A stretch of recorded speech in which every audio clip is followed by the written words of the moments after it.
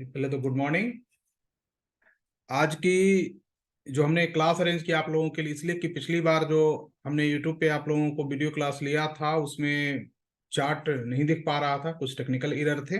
तो मुझे लगा कि एक बार फिर से उस पर डिस्कस करें, और भी बहुत सारी चीजें हैं। और आने वाले वक्त में मतलब कल के बाद, कल तो मार्केट क्लोज है, तो कल के बाद यूट्यूब लाइव के माध्यम से मैं आप लोगों से मिलूंगा और डिस्कस करता रहूंगा आगे मार्केट के बारे में, क्या क्या हो सकता है, वहां पे कौन सा बेहतर ट्रेड होगा, उस ट्रेड का क्या कारण और लॉजिक हो सकता है, तो वो भी मैं डिस्कस करूंगा। ठीक है। आज पहले तो आपको लिए चलते हैं थोड़ा सा हम बाजार पे, और वहां देखने का प्रयास करते हैं कि क्या हो रहा होगा। चार्ट आप लोगों को दिख रहा होगा। ठीक है। मार्केट को देखेंगे जब निफ्टी को आप, तो पोजिशनल व्यू से तो यहाँ पे एक प्रीवियस सपोर्ट बन रहा है इस एरिया में बार बार, तो एक जोन सपोर्ट की तरह भी काम कर रहा है। लेकिन सपोर्ट क्या होता है कि धीरे धीरे डायनेमिक सपोर्ट के कारण ऊपर बढ़ता हुआ आपको दिखेगा प्राइस में। उसको जानने के लिए आपको बैंड लगाना होगा। जब बैंड लगाएंगे तो आपको ये परिस्थितियां दिखेंगी। अब जब ये बैंड लगा है तो ये दिखा क्या रहा है कि प्राइस वाइज सपोर्ट तो हमारे पास है मल्टीपल, ठीक है ना। लेकिन इसके साथ दिक्कत अब क्या आ रही है कि बैंड पतला हो गया है डे टाइम फ्रेम का, और बैंड नीचे की ओर झुक रहा है। तो अगर किसी भी दिन ऐसा हो कि गैप डाउन हो जाए, ठीक है, अच्छी खासी गैप डाउन हो, निफ्टी में कम से कम 100 पॉइंट 150 पॉइंट की गैप डाउन हो जाए, और वो गैप डाउन सस्टेन कर जाए, तो उस केस में इन सबको हम वैलिड नहीं फिर मानेंगे, फिर वो बीबी ब्लास्ट हो जाएगी। और उस केस में जो भी प्रीवियस कैंडल का हाई होगा एज एसएल होगा पोजिशनल ट्रेड के लिए।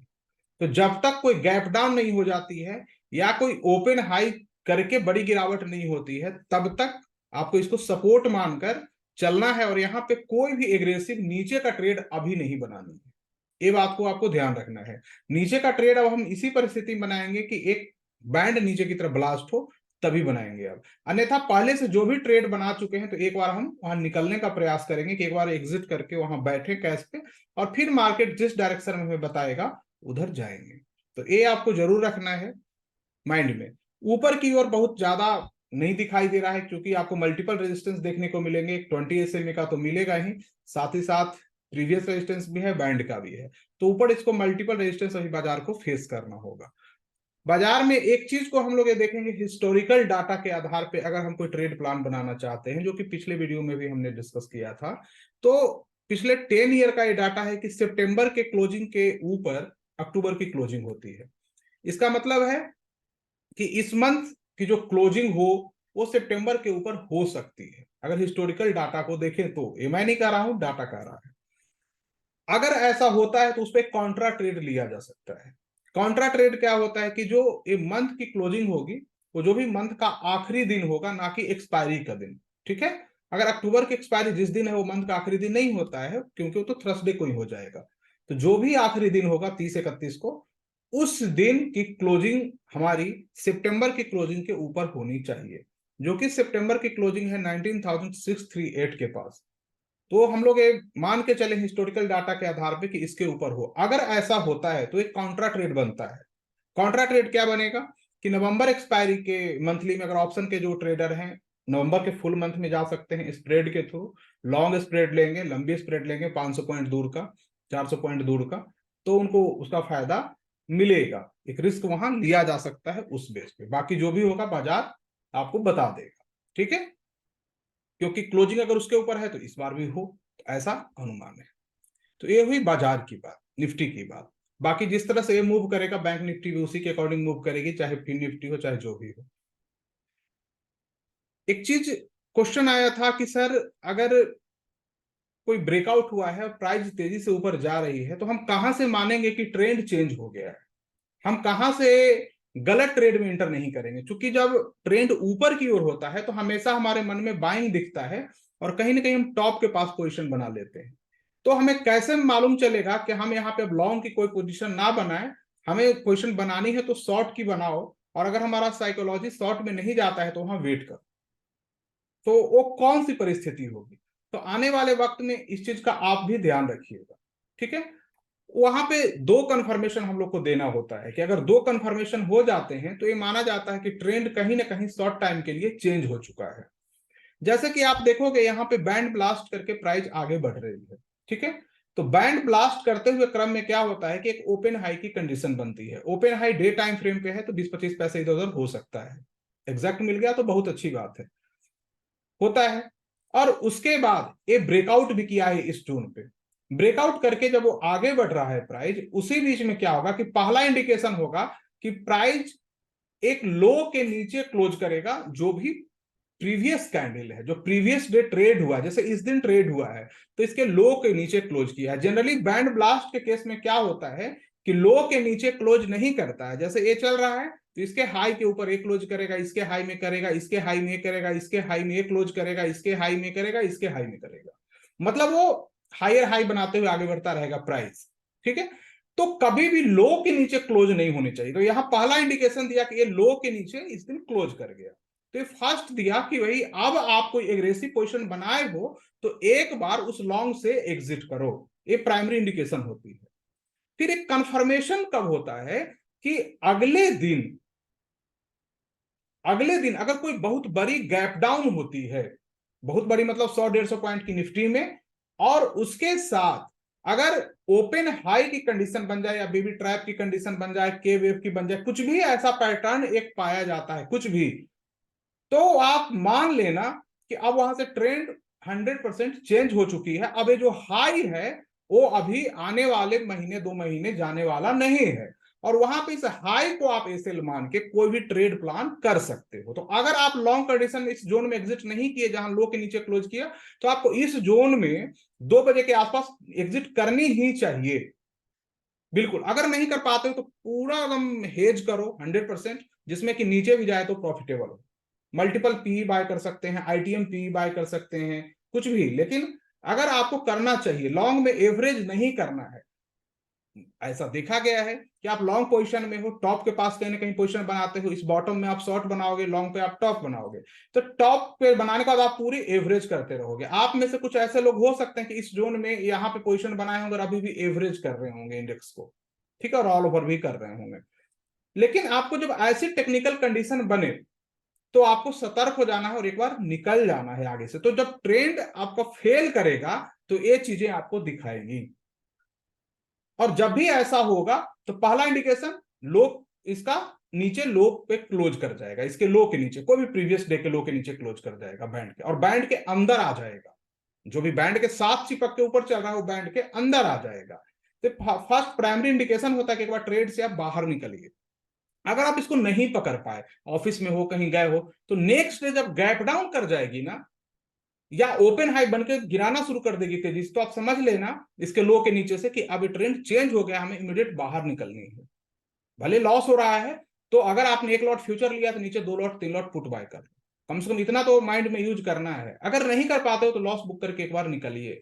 याद रखिएगा, पहला लिया गया लॉस सबसे छोटा होता है ट्रेडिंग में। मैं इन्वेस्टिंग की बात नहीं कर रहा हूं, पहला लिया गया लॉस सबसे छोटा होता है। जब आपके मन में आता है कि लॉस बुक कर लेते हैं, तो वो जो लॉस होगा वो सबसे प्राइमरी लेवल का लॉस होता है। लेकिन अगर आप उसको रखोगे तो बहुत बड़े लॉस में चले जाओगे। इस चीज को जरूर ध्यान रखिएगा। इस तरह से आप ट्रेंड का पता कर सकते हैं कि चेंज कहां से होगा, ठीक है। अब एक दूसरी चीज यहां पे समझते हैं। एक और था, स्टॉक था पीपीएल करके। पीपीएल के बारे में काफी क्वेश्चन आ गए थे हमारे पास कि सर पीपीएल में क्या चीज था, क्या आपने देखा था। ये पीपीएल, ये नहीं, प्रकाश पाइप करके है ना, ये वाली, कि ऐसे क्या चीज आपने देखा था उसके बाद वो 70% तक राइज किया शॉर्ट टर्म में। उसके बहुत सारे कारण थे और आपको मैंने पढ़ा रखा है, आप लोग नजर नहीं रखते हो, प्रॉब्लम आपके अंदर है। पहला कारण था कि बैंड काफी पतला हो गया था। आप देखोगे कि बैंड बिल्कुल दम लग रहा है कि एक नली की तरह है, आपको देखने से ही पता लग जाएगा। और सबसे बड़ी बात है कि मेरे पास यही चार्ट थी, इतना ही, आगे जो बना वो मेरे पास नहीं था। तो मैंने क्या देखा कि बैंड एक काफी पतला हो चुका है, और बैंड जब पतला हुआ है और पतला होने के बाद ये जोन बैंड के ऊपर ब्लास्ट कर रहा है, जो 283 के आसपास ये पकड़ में आया था कि ब्लास्ट कर रहा है। तो पहला दिखा दिया था इंडिकेशन कि ब्लास्ट के साथ साथ पूरे लेवल को ब्रेकआउट भी कर रहा है। तो जब भी ऐसी कंडीशन किसी भी स्टॉक में हो, किसी भी स्टॉक में, तो शॉर्टेड टाइम में 50 to 70% राइज कर जाएगा। आप भी इसको ढूंढने का प्रयास कीजिए। तो अगर कोई पोजिशनल ट्रेड लेते हो, आप लोग कैश में जाते हो या एफएनओ में भी जाते हो, इस प्रकार से मिले तो ये काफी बेहतर होता है। थोड़ा सा ढूंढना कठिन होता है, लेकिन अगर आप स्कैनर बनाकर यूज करते हो तो कहीं ना कहीं इसको ढूंढ पाइएगा। ठीक है, धीरे धीरे ढूंढ लीजिएगा, तो उसको मैनुअल में फिर जाना होगा, और 50 ना मिले 20 मिल जाए, लेकिन लॉसेस की संभावना काफी कम होती है इसमें। इसमें एसएल हंटिंग भी काफी कम होती है, क्योंकि बैंड जो स्क्वीज हुआ है तो एसएल हंटिंग नहीं हो सकती है इजीली। सारे चीजों में पंटर एसएल हिट करेगा, लेकिन जो खुद एकुमुलेशन किया है वो एसएल हिट कैसे करेगा? तो एकुमुलेशन किया या डिस्ट्रीब्यूशन किया है, ये पता चलेगा इस वाले पे कि ये ऊपर की ओर निकलता है या नीचे की ओर निकलता है। अगर ये नीचे की ओर निकला तो डिस्ट्रीब्यूशन कर दिया था, यहाँ पे प्राइस का ऊपर की ओर निकला तो एकुमुलेशन किया था, पिछला लो एसएल होता है या हाई एसएल होता है। तो ये काफी परफेक्टली काम करता है और आपको लगता है ये पैसे बनाकर दे सकता है। ठीक है, तो इसी कारण हमने इसे पकड़ा और रिजल्ट इसने बेहतर दिया, शॉर्ट टाइम में काफी अच्छा मूव किया। तो ये चीज आपको ध्यान रखना है आने वाले वक्त में। ठीक है, चलिए उसके साथ ही एक चीज अब और शेयर करेंगे। आज की बाजार में कुछ ज्यादा ट्रेड करने लायक नहीं है, क्योंकि सभी लोग छुट्टी मना रहे हैं, तो बाजार एक रेंज बाउंड में है, एक रेंज में पड़ा हुआ है, ऊपर नीचे कर रहा है, प्रीमियम खाने का प्रयास कर रहा है। तो आज की बाजार में कुछ ज्यादा खास मोमेंटम नहीं है, तो कोई अच्छे खासे स्टॉक भी नहीं है, ना ही इंडेक्स में कुछ दिख रहा है। सी पी सेलर होंगे जो थोड़े से माइनर सा आईसीएल रख के कर सकते हैं, बट यहाँ रिस्की है, क्योंकि वीक्स हमारा 10 के आसपास है, तो थोड़ा सा भी 1 पॉइंट 2 पॉइंट 11 12 जाएगा तो लॉस दिखाने लगेगा। ठीक है, तो आज थोड़ा सा सतर्क रहिए, दूर रहिए तो ज्यादा अच्छा है। यहाँ पे आपको एक शेयर मैंने ढूंढा इंट्राडे के लिए, इप्का लैब का, चूंकि सपोर्ट के पास बाजार है तो मुझे लगा कि इसमें कुछ होना चाहिए, लेकिन 10 बजे के आसपास इसमें मुझे दिख गया था कि बाइंग की अपॉर्चुनिटीज है। लेकिन आप लोगों से मुझे लगभग 11 15 में मिलना था, तब तक 1 घंटे में अपना अच्छा खासा काम कर चुका है। अब दोबारा अगर स्टेशन के पास मिलता है, वीवेब के पास आता है, तो इसको देखा जा सकता है 993, लेकिन अपने खुद से एनालिसिस कर लीजिएगा। मैंने इसको क्यों सिलेक्ट किया, इसका रीजन मैं आपको बताना चाहूंगा, मकसद बस यही है। रीजन क्या है कि ऐसा कोई भी, और ये 4 5 दिनों तक के लिए भी आगे जा सकता है। पहला रीजन है कि कोई भी स्टॉक हो, अगर डाउन हुआ हो 3 4 दिन और अचानक से गैप अप लेता है और प्रीवियस जो हाई है, प्रीवियस जो हाई है उस हाई के ऊपर आ जाता है और 1 आवर सस्टेन कर जाता है। जैसे इंट्राडे में अगर आपको स्टॉक सिलेक्शन करनी है तो उसका रूल यही है कि प्रीवियस जो हाई है 6 मंथ कम से कम होना चाहिए। 6 मंथ का हाई लगाते बाजार चल रहा है और 1 ईयर का चल रहा है तो और अच्छी बात है, लेकिन प्रीवियस हाई के ऊपर आता है और 1 आवर उसकी ट्रेड प्रीवियस हाई के ऊपर क्लोज कर जाती है। ठीक है, जैसे आप देखेंगे प्रीवियस जो भी है उसके ऊपर क्लोज कर जाती है 1 आवर, तो 10:15 में वीवेब के पास उस ट्रेड को इंट्राडे के लिए लिया जा सकता है। वो उस दिन काफी स्ट्रांग होता है और आने वाले 3 4 दिनों के लिए भी स्ट्रांग होता है।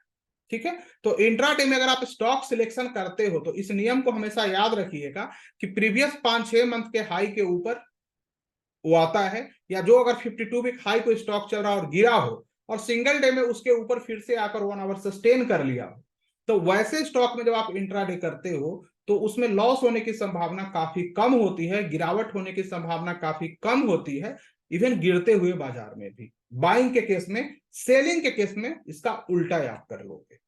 ठीक है, तो अब अगर वीवेब के पास फिर से दोबारा आता है लगभग 1 बजे 1:30 बजे के आसपास, तो फिर से एक बार आके वहां से फिर ऊपर जाने की कोशिश करेगा। इसके नीचे जाने की को प्रयास काफी कम करने वाला है, क्योंकि जिस प्रकार से ये गैप अप लिया है और अपने प्रीवियस हाई पे सस्टेन किया है, इसमें नीचे जाने की संभावना काफी कम है। ऐसे स्टॉक हम लोग 10 15 में 10 20 में पकड़ सकते हैं। अभी तो थोड़ा सा बढ़ा है, तो एक बार वीबक के पास आ जाए 992 के पास, तो वहां पे कहीं ना कहीं एक बेहतर रिस्क रिवार्ड दिखा सकता है, बट एसएल हमारा इसके नीचे जाएगा जो भी प्रीवियस लो लगा है। ठीक है, या वीवेब के नीचे फुल कैंडल क्लोज कर जाए, इन दोनों में से कोई भी एक कंडीशन होगी तो एसएल की तरह काम करेगा। ठीक है, मुझे जहां तक लगता है कि दिन के 12 बजे के आसपास, 12 बजे से लेकर 1:30 बजे के आसपास एक बार वीवेब के पास आनी चाहिए या वीवेब को उसके पास जाना चाहिए। हमेशा याद रखिए स्टेशन के पास एंट्री लेंगे, नहीं तो नहीं लेना है। ठीक है, तो इस चीज को ध्यान रखिएगा इसमें, और जो भी होगा सामने होगा, दिख जाएगा। इंडेक्सेस में कुछ मुझे नहीं दिख रहा है अभी, कोई अपॉर्चुनिटीज नहीं दिख रहा है बाइंग का। सेलिंग के लिए सीपी सेलिंग करना होगा, और इतना लो विक्स है तो मजा नहीं आ रहा है, कुछ पैसा हाथ आएगा नहीं, है ना। वहां पे हमने जो फ्यूचर के साथ 2 लॉट वाला किया है जो वो देखा जा सकता है, वो काम कर रहा है अपना, कोई दिक्कत उसमें नहीं। ठीक है, इतना ही है। 15 मिनट मैंने कहा था आप लोगों से, 15 मिनट क्रॉस कर गया है। तो और कोई क्वेश्चन आंसर आपके होंगे तो मैं ले लूंगा, एक आध लोगों का ले सकता हूँ।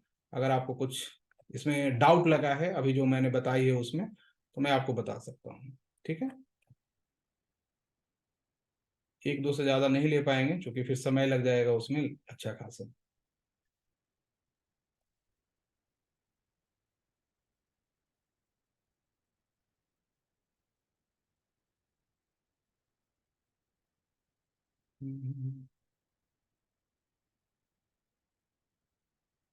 सिद्धार्थ चतुर्वेदी साहब, अपनी क्वेश्चन रखिए आप, क्या है आपकी क्वेश्चन? गुरुजी, मेरी जी आवाज आ रही जी जी, आ रही है सिद्धार्थ जी। है? जी जी, गुरुजी मैं अभी देख रहा हूँ कि ये निफ्टी का जो फ्यूचर है ना वो डिस्काउंट में चल रहा हाँ है एक्चुअली उसके। देखिए, सपोर्ट के पास आया है तो ये डिस्काउंट में चल रहा है, मैं भी उस पर नजर रखे हुए हूँ। लेकिन डिस्काउंट में जब चल रहा है तो वहां पे थोड़ा सा सतर्क रहना है, और हमें प्राइस को ना अपने डे हाई को ब्रेक करने का प्रयास करना है। प्राइस अपने ओके। डे हाई को जब ब्रेक कर जाएगा ना, तो एक कंफर्मेशन होगा कि हम इसको ट्रेड कर सकते हैं। लेकिन अभी इसने किया क्या है कि डिस्काउंट तो चल रहा है, बट अपने डे हाई को ब्रेक नहीं किया है, जिसके कारण कि मैं उस पर अभी डिसीजन नहीं ले पा रहा हूँ। और कहीं से भी डिसीजन लेना मतलब समझदारी का काम नहीं होगा। ये डे हाई जो जोन है इसके ऊपर इसको आना चाहिए। ओके। अगर आप डिस्काउंट में हो तो डे हाई के ऊपर आओ ना, आप लो को ब्रेक करके उसके नीचे सस्टेन कर रहे हो, तो कहीं से मुझे समझ में नहीं आ रहा है कि ऐसा आप कर रहे हो, तो मैं आपको ट्रेड नहीं करूंगा। तो समटाइम अगर आप लोग ट्रेड करते हैं और फ्यूचर के साथ स्पॉट डिस्काउंट में चल रही है, तो उस केस में थोड़ा सा आपको यहाँ सतर्क रहना है। ठीक है, ओके। ओके। क्लियर ठीक है? है गुरुजी। Okay, thank you. Okay, thank you. Hrithik Kumar ji, आपका क्या क्वेश्चन है? Hello sir. हाँ हेलो। हाँ ऋतिक जी, अपनी क्वेश्चन रखिए, आपकी क्या क्वेश्चन है? प्रणाम गुरु जी। जी जी प्रणाम। सर, ये आपने जो बताया था अभी कॉन्ट्रा ट्रेड के बारे में, जी जी। सर ये कॉन्ट्रा ट्रेड जब 933 का एक लेवल है, 19,333, वहां से सर हम जब नवंबर का फर्स्ट वीक का ऑप्शन बाय करेंगे स्टोन एज वाले में, या फिर देखिए, लास्ट कभी भी स्टोनेज वीकली में बाय करना ही नहीं है। और स्टोनेज का रूल है कि हमेशा नेक्स्ट टू नेक्स्ट मंथ का बाय करो। ऑप्शन बिहेवियर कहता है कि सेम मंथ के सेम वीक की ऑप्शन तेजी से गलेगी, ठीक है, उसके आगे वाला फिर गलेगा, मंथली वाला फिर उसके बाद गलेगा, नेक्स्ट मंथ वाला कम गलेगा, और उसके नेक्स्ट मंथ वाले में ऑप्शन बिहेवियर के कारण ऑप्शन की प्रीमियम बहुत रेयरली गलती है, बहुत कम गलता है और बहुत स्लो मोशन में गलता है। और खास करके उसकी प्राइस अगर छोटी है तो और उसी के अनुपात में गलेगा, क्योंकि फार ओटीए में परसेंटेज वाइज ज्यादा गलती है, लेकिन छोटा होने के कारण उसमें परसेंटेज वाइज बहुत कम आपको दिखेगा। जी। ठीक है, तो आप नेक्स्ट टू नेक्स्ट मंथ में जाएं, ज्यादा बेटर है। कभी वीकली को सोचिए ही मत स्टोनेज में। ये वीकली क्या हुआ है ना ऑप्शन, ये ब्रोकर को पैसा बनाने का तरीका है। जितने भी ब्रोकर हैं वो आपको प्रमोट करेंगे वीकली में खरीद लो, वीकली में खरीद लो, लेकिन क्या वीकली में खरीद कर पैसा बना लेंगे? तो वीकली में नहीं जाना है स्टोन एज, आप नेक्स्ट टू नेक्स्ट मंथ में जाओ ना। आप यहाँ कॉन्ट्रा ट्रेड स्टोन एज में जा सकते हो अगर आपको अच्छा लगता है चार्ट तो। ठीक है, मैं रेकमेंड नहीं कर रहा हूं कुछ भी, मैं रेकमेंड कभी करता भी नहीं। मैं कहता हूं कि मेरा तो सब तुक्का है, वो भी 99% लॉस वाला। आप देखो, आपको अगर अच्छा लगता है तो जाओ, नहीं अच्छा लगता है तो सीखो उससे। दो चीजें तो होगी, या तो आप वहां जीतोगे या आप सीखोगे, या तो कमाओगे या उस चार्ट से सीख लोगे। तो एक तक काम तो कर लेना है। ठीक है, तो नेक्स्ट टू नेक्स्ट मंथ में जाइए। आपको, आपने 50 रुपए का स्टोनेज लिया, बहुत लॉस लगेगा, 10 पॉइंट का लगेगा। लेकिन आप वीकली में जाओगे, साहब 50 रुपए का लोगे, 10 रुपए कब हो जाएगा देखते देखते पता तक नहीं चलेगा। हम लॉट बढ़ा लेंगे, हम जो 4 लॉट में काम करते हैं हम वहां 15 लॉट में काम करेंगे, लेकिन हम टाइम ज्यादा रखेंगे। अगर आप बायर हो तो इस चीज का हमेशा याद रखिए, आपके पास समय ज्यादा होनी चाहिए। और अगर आप सेलर हो तो इस चीज का याद रखिए कि आपका समय कम होना चाहिए। ये नियम याद रखें, अगर कोई बायर आप में ऑप्शन के हैं और ये नियम याद रखें कि हम बायर हैं और मेरे पास समय ज्यादा है, तो आपको लॉसेस की संभावना कम हो जाती है। ऑप्शन क्या है, मान लो कि आज आपने 20,000 की कॉल निफ्टी की खरीद ली, 20,000 की, ठीक है, दिसंबर की एक्सपायरी खरीद ली। मेरी बात को ध्यान से समझिए। और आपने खरीदा कितने पे, 210 रुपए। प्रीमियम दे दिया आपने 210 पॉइंट, आपके लग गए लगभग 10-11 हजार रुपए। क्लियर है? आप उसका स्प्रेड कर लो तो आप स्मार्ट हो मेरी नजर में, और अगर रेशियो कर लो तो ओवर स्मार्ट हो और अच्छे हो। लेकिन आपको करोगे नहीं, आपको नेकेट की बीमारी लगाई गई है, वो लगी हुई है, वो जाएगा नहीं, मेरे कहने से नहीं जाएगा। वो खुद लॉस करोगे कुछ दिनों तो चली जाएगी, वो खुद लॉस करके जाता है, मैंने जो पाया बाजार में। तो अब आप समझो यहाँ पे गेम को कि 20,000 का ले लिया आपने, और बाजार यहाँ से 19,400-500 से गिर के चला गया, यहाँ से 18,000 18,000 चला गया इस एक महीने में। गेम को समझिए। तो आपकी ऑप्शन है जो बच जाएगी 20 रुपए 30 रुपए, यहां तक क्लियर है। और फिर वो अगर 18,000 से इतना बड़ा वाइल्ड मूवमेंट हो और फिर से उठ के वो चला जाए 20,000 के पास अगले महीने नवंबर में, तो आपकी जो 210 थी वो फिर से बढ़ के हो जाएगी 240-50 60 हो जाएगी। तो इसमें फायदा क्या चीज के मिला? टाइम का। लेकिन अगर आप यही वीकली रखते मान लो 19,600 की कॉल ऑप्शन रखते और यहां से बाजार 19,000 तक जाती और 19,000 से फिर 19,500 तक आ जाती, आपकी वीकली कभी बढ़ नहीं पाता, काम खत्म। तो टाइम का बहुत वैल्यू होता है बाइंग के केस में। आप उसको मल्टीपल एडजस्टमेंट कर सकते हो अगर आपके पास समय है तो। लेकिन अगर आपने कम समय का कोई ऑप्शन परचेज कर लिया है तो आपको रिस्क बड़ा है। क्लियर है? तो कभी भी स्टोनेज ऑप्शन लेते हो कभी भी, तो आपको गलती से भी वीकली जाना ही नहीं है। वीकली ऑप्शन सिर्फ ब्रोकर का पैसा बढ़ेगा। आप एक भी ऐसा ब्रोकर बताओ जो लॉस में है? सारे ब्रोकर करोड़ों करोड़ों कमा रहे हैं। आप बात को समझिए, तो ब्रोकर को झोली भर रहा है ना। एक तरफ गवर्नमेंट कहती है कि हम 90% ट्रेडर पैसा लूज करते हैं, सुनते होंगे आप, लॉग इन करेंगे तो पहले आएगा कि 90% लूज करते हैं। आप अंडरस्टैंड है तो क्लिक कीजिए, तब आगे बढ़िए। होता है। लेकिन ये क्यों करता है कि वीकली ऑप्शन टाइम बढ़ा देंगे? अरे बंद ही कर दो इसको ना, या इसको कुछ और नियम से लाओ कि हेज करोगे तभी ले सकते हो ऑप्शन, नहीं तो नहीं ले सकते हो। कुछ तो ऐसा करो। तो नहीं करना है, क्योंकि दोनों आपको भी दिखाना है कि हम आपको शुभचिंतक हैं, और पैसा तो उधर से आ रहा है दूसरे साइड से। इस बात को समझिए, बहुत बड़ा गेम हो रहा है। या आम आदमी आम की तरह सर सब चूस के फेंक रहा है, और आम आदमी सोचता है पैसा कैसे बनेगा। इसलिए मैं कहा बास्केट को कर रहा हूं ना, कि ऐसी ओर में जाओ जहां हमको ब्रोकरेज ही कम देनी पड़े, हमारा पैसा आ जाए। चलिए, आपकी आवाज नहीं आ रही है, कुछ प्रॉब्लम लगता है ऐसा। चलिए कोई नहीं, तो हम इसको फिर अगले अब मिलेंगे तो परसों मिलेंगे लाइव में, तो हम आपसे अपडेट करेंगे। Thank you. आपको आपकी आवाज में कुछ दिक्कत है तो कल तो छोड़ दीजिए, कल हम लाइव में नहीं आएंगे क्योंकि बाजार बंद है। आप लोग को भी बहुत बहुत शुभकामनाएं दशहरा की, नवरात्रि की। खूब एंजॉय कीजिए लाइफ को, और परसों हम मिलते हैं इसी टाइम पे और फिर आप लोगों से मिलेंगे। Okay, thank you.